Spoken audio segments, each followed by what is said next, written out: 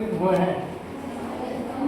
आज हम डॉक्टर भीमराव अंबेडकर उनकी जयंती मनाने के लिए यहाँ पे एकत्रित हुए हैं।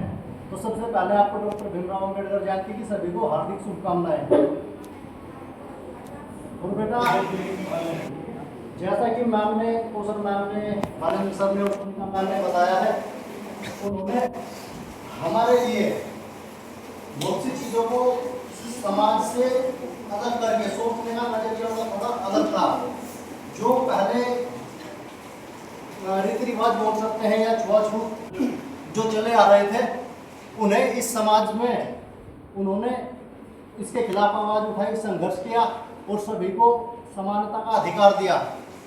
जब हमारा संविधान लिखा गया तो उसमें उन्होंने बहुत महत्वपूर्ण चीज़ें जोड़ी गई, जो कि अलग अलग देशों के संविधान को पढ़ के वहाँ से आके हमारे संविधान में लिखी गई। उसमें जो सबसे अच्छी चीज़ें लगी और सबसे अच्छी चीज़ें हैं वो ये है कि हमारे देश में शिक्षा का उन्होंने शिक्षा को महत्व दिया है संविधान में, और जो असमानताएं थे उन सब के खिलाफ संविधान में लिखा है।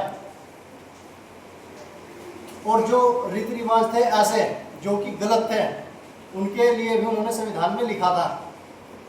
जैसे कि छुआछूत, भेदभाव कई तरीके से हो सकता है। छुआछूत भी थी, कुछ लोग अपने आप को ज़्यादा श्रेष्ठ मान के कुछ लोग दबे कुचले मानते थे। स्पेशली बोला जाए तो दलित वर्ग, पिछड़े जो लोग थे, उनके अधिकारों की उन्होंने आवाज़ उठाई और उन्हें कुछ उनके लिए संविधान में कुछ अलग से जोड़ा गया।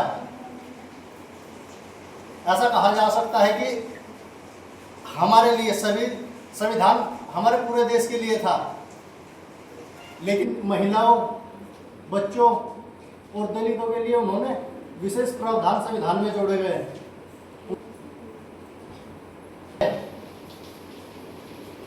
जो चीज़ें उन्होंने अपनी लाइफ में फेस की हैं, उसी के अनुसार उन्होंने देखा कि हमारे समाज में क्या क्या चीज़ें गलत हैं, जो उनके साथ भेदभाव हुए हैं।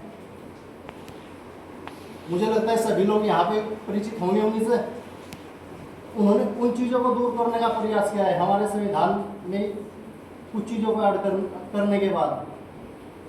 लेकिन उन्होंने एक बात बोली थी संविधान को लागू होने के बाद में, कि जो हमारा संविधान है, अगर उसे चलाने वाले लोग अच्छे हैं तो हमारा संविधान अच्छे से चलेगा, और अगर संविधान को चलाने वाले लोग अच्छे नहीं हैं तो कितना भी अच्छा संविधान दे दिया जाए तो भी वो संविधान बुरा ही साबित होगा।